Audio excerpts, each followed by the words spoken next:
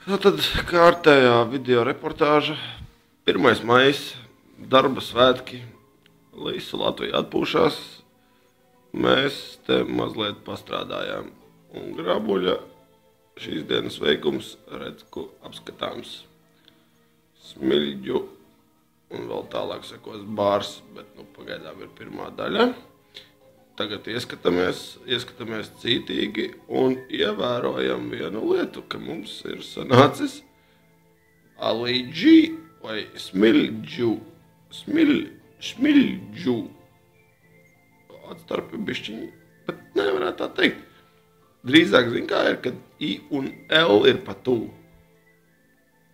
viens otram. Jau no M sākot, ja I būtu bišķiņi tālāk, attiecīgi arī L būtu bišķi tālāk.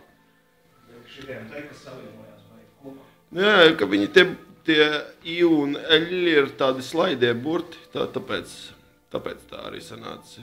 Bet es domāju, ka tas ir pilnīgi ar nodomu, jo tagad ir smiļģu. Kas ir smiļģu? Varbūt vienkārši džu.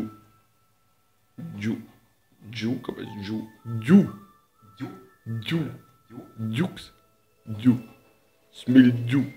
Džu. Labi. Nu jā, vēl jāpieliek roka bišķi tiem plāksnītai, un tad jau arī karināsim klāt sijā.